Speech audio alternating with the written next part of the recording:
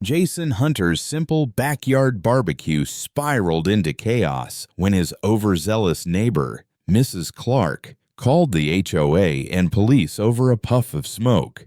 Known for her strict, nitpicking ways, she seemed determined to punish him for the smallest perceived offense. But then, in a shocking twist, the responding officer turned out to be Jason's new neighbor, Arlington's chief of police, Michael Randolph.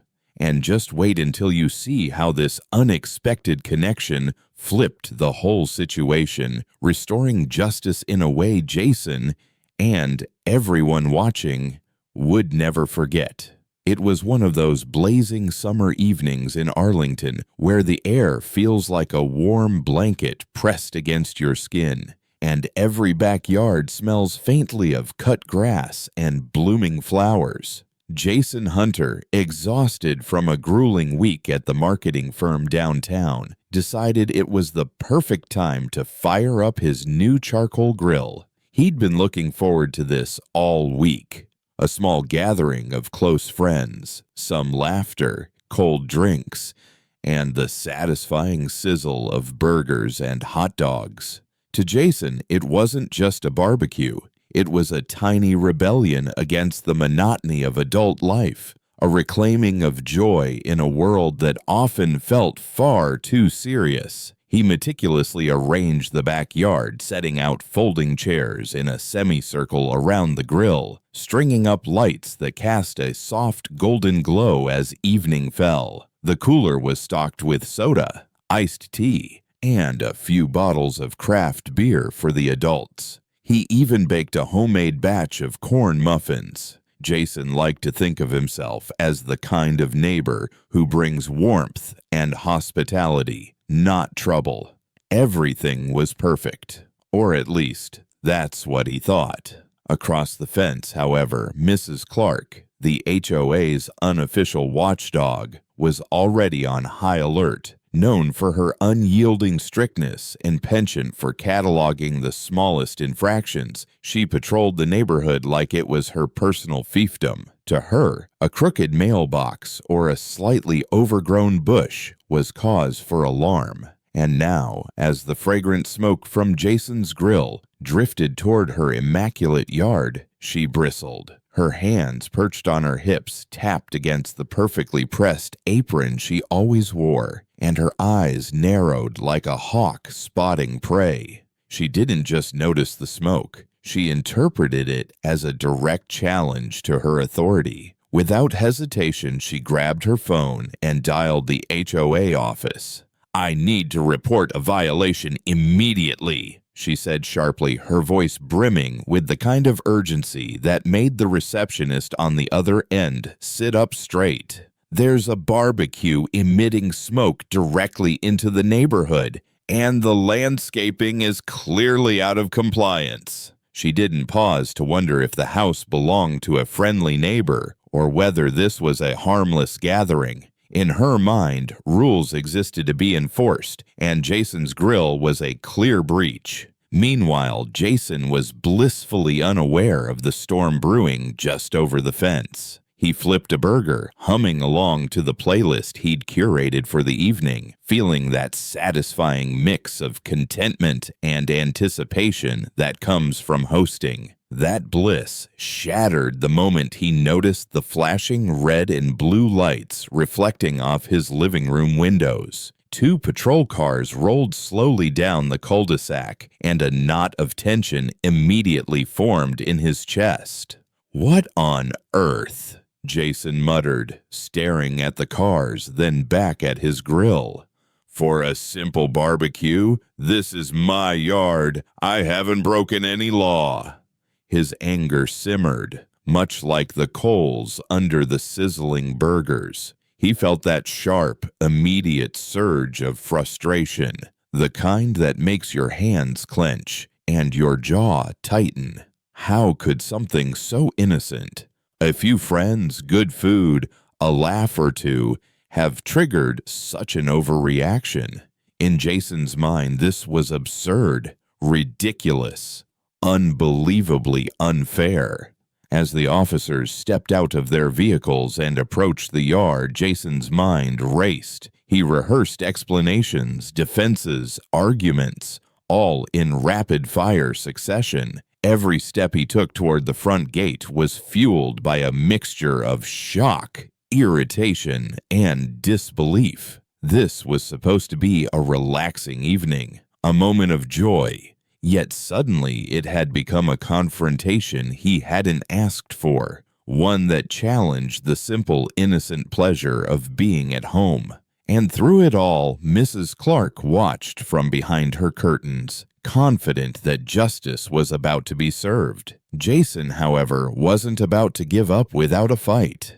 The moment the police cars came to a halt in front of his house, Jason felt the weight of the situation settle on his shoulders. Like a heavy, invisible blanket, what was supposed to be a carefree summer evening had suddenly become a theater of tension. His friends froze mid-laughter, glances exchanged with a mixture of disbelief and discomfort. Some tried to hide behind the folding chairs, others shifted nervously from foot to foot, unsure whether to intervene or let Jason handle it. Jason stepped forward, raising his hands in a gesture of explanation. "Officer, I promise this is just a small barbecue. Nothing illegal, nothing dangerous," he began, his voice calm but firm. He glanced at the burgers sizzling on the grill, hoping that sight would remind everyone that this was an ordinary, harmless gathering. But the officers seemed almost deaf to his words. They listened politely, nodded, then repeated the procedural questions as if his protestations didn't matter. Each word he spoke seemed to vanish into the evening air, dismissed by bureaucracy and rules he hadn't even realized existed. A sinking feeling began to spread in his chest. It wasn't just frustration anymore. It was a deep, gnawing sense of injustice. Jason had always tried to be the kind of neighbor who respected the community, who kept his lawn tidy and smiled at passers-by. Yet here he was, being treated like a criminal, a threat to public order for wanting to enjoy a simple evening with friends. The thought of what Mrs. Clark had already told the HOA sent a sharp pang through him. Could they already be judging him, labeling him as the troublemaker on the block? The mere idea made his jaw tighten and his stomach churn. Around him, the social atmosphere had shifted drastically. Friends who had arrived cheerful and relaxed now hovered silently, unsure how to react. The easy banter and laughter that had filled the backyard were replaced by awkward pauses and subtle sighs. Jason noticed that the music he had carefully selected now seemed inappropriate, almost mocking in its lightheartedness. Every sound of sizzling meat on the grill, every clink of a glass, suddenly felt amplified, drawing attention to the violation that Mrs. Clark had reported. It was a cruel contrast between what he intended, a joyful gathering, and the humiliation of being policed in his own yard. Then, amidst the stress and mounting frustration, Jason's eyes caught a peculiar detail. Standing slightly apart from the crowd of officers and HOA representatives, there was a figure he thought he recognized. At first he questioned himself. Was it just his imagination? But no. Something about the stance, the familiar calm authority, and even the faint smile on the person's lips tugged at a memory. Jason's mind raced, trying to place the face. Had they lived in the neighborhood before? Attended the same summer festival? Something clicked, a flash of recognition that made his pulse skip. The sense of injustice was still there, thick and stifling, but now it was mixed with a new, subtle curiosity. Who was this person? Why did they seem so familiar, so important? The mixture of worry, frustration, and sudden intrigue left Jason standing frozen for a moment, torn between addressing the officers and trying to figure out this mysterious figure. In that instant, he He realized that the evening might not be over, and that whatever happened next could change the entire course of this chaotic, bewildering night. He took a deep breath, trying to steady his nerves, feeling the heat of embarrassment and anger burning on his skin. The barbecue, once a symbol of relaxation, had turned into an unexpected lesson in patience, resilience, and the strange unpredictability of small-town life. And somewhere, tucked into the corner of his mind, a tiny spark of hope flickered. Maybe, just maybe, this familiar figure could be the key to turning the evening around.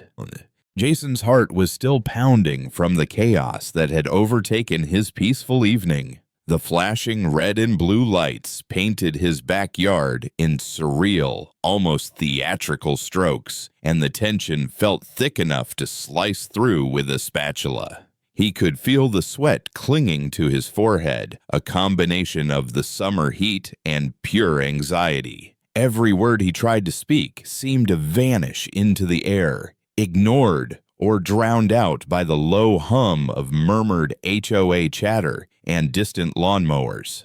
He glanced at his friends, who were now awkwardly hovering near the picnic table, sipping their drinks with nervous smiles, trying to pretend this was normal. Then, as if sensing the perfect moment for intervention, one of the senior officers finally stepped forward. Jason instinctively straightened, preparing to repeat, for what felt like the 10th time, his explanation.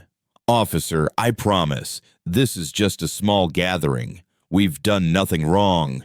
The smoke isn't harmful. The grill is well within my backyard." He paused mid-sentence when the officer removed his sunglasses, revealing a familiar face. Jason's mind went blank for a second, confusion mixing with disbelief. That face, it was unmistakable. The calm, confident demeanor, the subtle ease in the way he moved, the faint hint of a smile, it all clicked into place at once.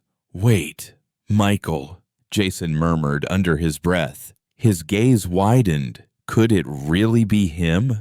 The very same man who had just taken command of his neighborhood. The man whose authority could resolve disputes with a single word.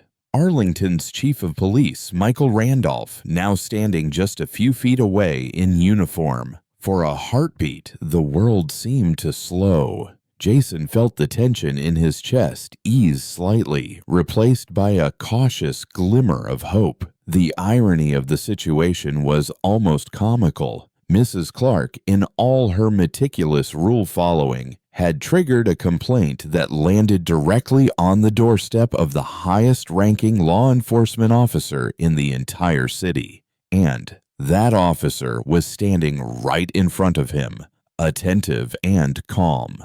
Michael didn't rush to judgment. He listened carefully, his expression neutral but attentive as Jason explained the barbecue, the smoke, and Mrs. Clark's complaint. He nodded as Jason spoke, occasionally raising an eyebrow or leaning slightly forward, clearly processing every detail with measured consideration. It was the kind of attention that made Jason feel seen and heard. Something he hadn't experienced in the chaotic whirlwind of HOA rules and flashing lights. Finally, Michael straightened, offering a small, reassuring smile. "Jason," he said, his tone calm but warm, "next time, just call me first. We can sort things out without all the drama. There's no reason a backyard barbecue should turn into a neighborhood emergency." Relief washed over Jason in a wave so sudden it almost made him stumble. The anger and humiliation that had gripped him moments before were beginning to dissolve, replaced by the realization that the evening could still be salvaged. Jason laughed, a short, incredulous laugh that carried a mix of relief, astonishment, and lingering frustration. He looked over at Mrs. Clark, who now seemed uncertain, embarrassed, and perhaps reconsidering the weight of her vigilance. His friends, sensing the shift in atmosphere, visibly relaxed, and exchanged relieved smiles. The tension that had tightened around the backyard like a taut string slowly unraveled. In that moment, Jason realized that hope could emerge in the strangest ways, even from a situation that seemed utterly hopeless a few minutes ago. A difficult night, a misunderstanding, and an overzealous neighbor had unexpectedly led him to someone who could not only resolve the conflict, but also teach a subtle lesson about perspective, patience, and the value of calm authority. For the first time since the lights flashed in his backyard, Jason felt that the evening might end not in humiliation, but with laughter, camaraderie, and the kind of story that would be retold for years to come. The spark of hope that Michael Randolph had brought into the backyard burned quietly but steadily, a reminder that even in chaos there was room for understanding, fairness, and a little unexpected kindness. With the revelation that Arlington's chief of police, Michael Randolph, was standing right in his backyard, the entire atmosphere shifted almost instantly. The tension that had been wrapping around Jason like a heavy fog began to lift, replaced by a sense of relief so profound it almost made him dizzy. The flashing red and blue lights no longer felt intimidating. They were now a reminder of the absurdity and unpredictability of the evening. Jason took a deep breath, feeling the heat of anger and humiliation fade, replaced by a sense of empowerment. "All right," Michael said, his voice calm and approachable. "Let's get back to the barbecue. Everything here is perfectly fine. You're doing nothing wrong." His words, simple yet authoritative, were like a cool breeze sweeping through the backyard. Jason's shoulders, stiff with stress, relaxed for the first time all evening. He glanced at Mrs. Clark, who had been watching from behind the fence with an anxious, rigid posture. Her face flushed pink as she realized that her overzealous complaint had landed her in the most awkward position imaginable, being politely corrected by the very authority she had assumed would back her up. Jason's friends, sensing the shift, let out laughter that started as nervous chuckles and grew into full, heartfelt guffaws. The kind of laughter that comes when tension breaks so completely that it almost feels cathartic. Some of them playfully teased him about being taken into police custody for grilling, while others shook their heads in disbelief at the story unfolding in front of them.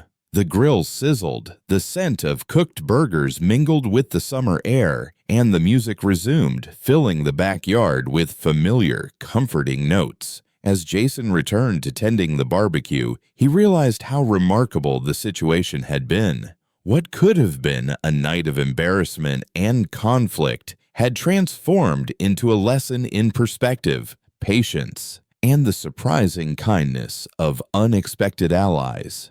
He watched Michael Randolph engage briefly with a few neighbors, explaining calmly why the complaint had been unnecessary. The chief's demeanor was approachable, fair, and encouraging. He wasn't there to punish or lecture, only to restore balance.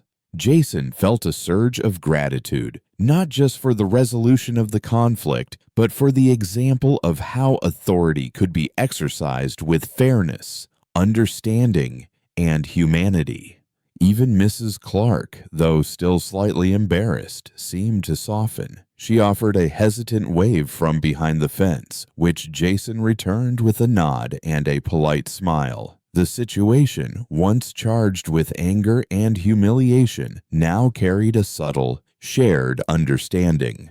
Life, Jason reflected, had a strange way of teaching lessons through moments of tension and unpredictability. One day, a small act of frustration, like reporting a barbecue, could lead to unexpected insights, new friendships, and even admiration for those who wield power responsibly. By the time the sun dipped low behind the rooftops, painting the sky with soft oranges and pinks, Jason's backyard had returned to its intended state. a haven of laughter, camaraderie, and simple pleasures. Each burger flipped, each laugh shared, carried with it the story of how patience, calm, and a little humility had turned potential disaster into triumph. He made a mental note that every future barbecue wouldn't just be a culinary event. It would be a reminder of the power of staying composed under pressure, of trusting in the good in people, and of finding allies in the most unexpected places.